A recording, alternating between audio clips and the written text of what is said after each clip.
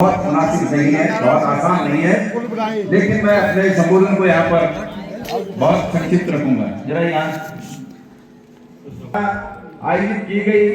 इस संकल्प सम्मेलनों के माध्यम से हम भारतीय जनता पार्टी की कुनीतियों को आप लोगों के सामने उसका पर्दाफाश कर रहे हैं और भविष्य का एक रोड मैप आपके सामने रखने का काम कर रहे हैं। मैं आप लोगों को बताना चाहता हूं कि प्रदेश कांग्रेस कमेटी ने हमारे कैंपेन कमेटी के आदरणीय चेयरमैन श्री प्रीतम सिंह जी की संस्तुति पर यह कार्यक्रम जारी किए और जब जारी किए तो प्रीतम सिंह जी की संस्तुति पर ही मैं गणेश गोदियाल प्रदेश का अध्यक्ष इस 3 जिलों के इस कार्य को आगे बढ़ाने के लिए मैं यहाँ पर हाजिर हुआ हूँ।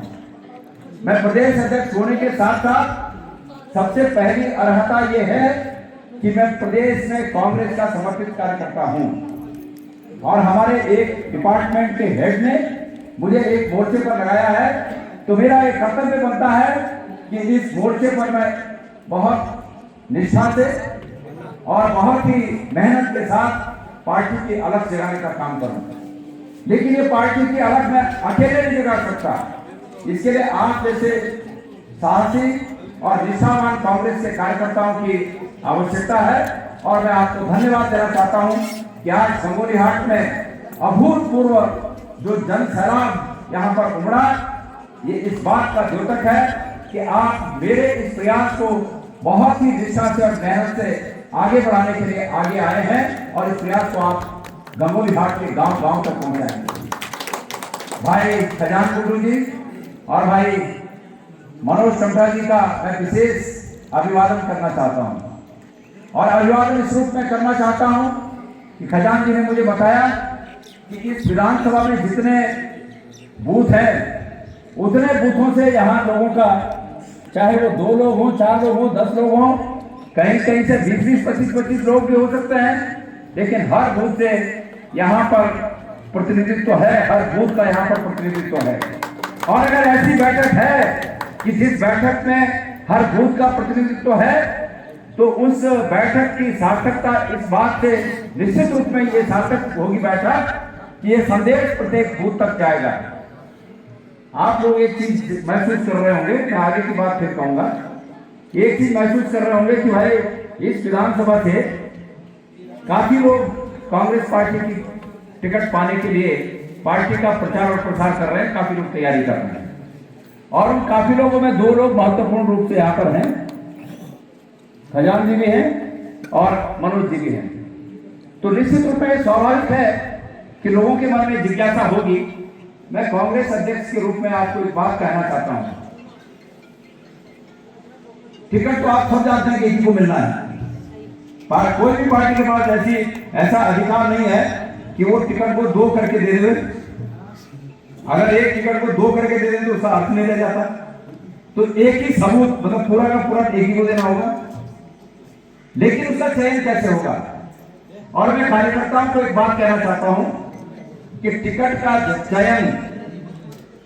जीतने की संभावना का आधार पर ही टिकट का वितरण होगा, क्योंकि असलियत में कार्यकर्ता की इज्जत और कार्यकर्ता का भविष्य दांव पर लगा होता है। तो मैं आपको विश्वास दिलाना चाहता हूं कि चुनाव जीतने की जो संभावना है उस पर ही टिकट का वितरण होगा। रही बात कि दूसरे का क्या होगा, तो ये गणेश गोदियाल आप लोगों को वचन देता है कि जो दूसरा व्यक्ति इस रूप में होगा कि हम उसको इस बार टिकट नहीं दे पाए,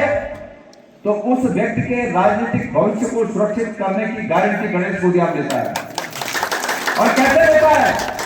कैसे लेता है? सरकार बनने पर तमाम बातें होती हैं, तमाम सम्मान होते हैं जो पार्टी को जिताने वाले लोगों को दिए जा सकते हैं और जिससे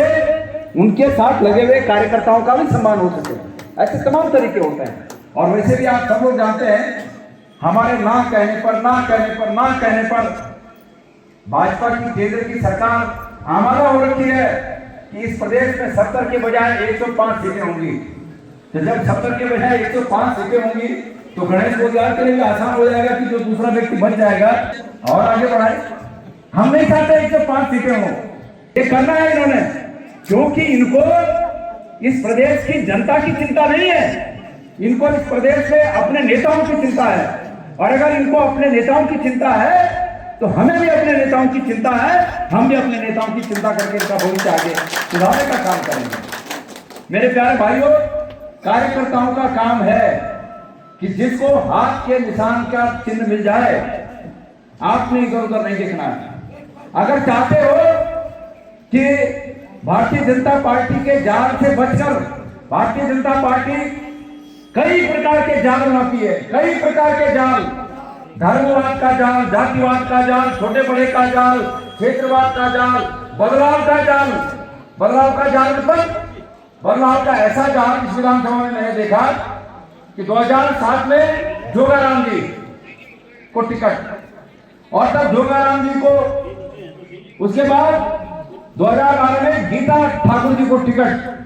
और फिर 2017 में मीना गंगोला जी को टिकट, और फिर उसके बाद फकीर राम जी को टिकट। और अब मैंने सुना है देहरादून के गलियारों में, राजनीतिक गलियारों में सुना है या फिर इस टिकट को बदलने की बात चल रही है, क्योंकि उनके खिलाफ मैंने सुना कि बहुत ज्यादा लोगों में नाराजगी है, अब उसको भी बदलने की बात चल रही है। तो बीजेपी के पास कई जाल हैं, इसलिए कांग्रेस के कार्यकर्ताओं को समर्पित भाव से हाथ के चुनाव चिन्ह पर नजर रखनी है और भारतीय जनता पार्टी के इन तमाम जंजालों में नहीं फंसना है, इन जालों में नहीं फंसना है। इस सरकार की विफलता के जो काले चिट्ठे हैं हमारे सब साथियों ने पूर्व में उजागर कर दिए। ये सरकार अगर सत्ता में बैठी है तो ये सरकार सत्ता में सिर्फ इसलिए बैठ पाई है कि सरकार को झूठ बोलने की महारत हासिल है, केंद्र से और हर जगह झूठ और झूठ और झूठ। और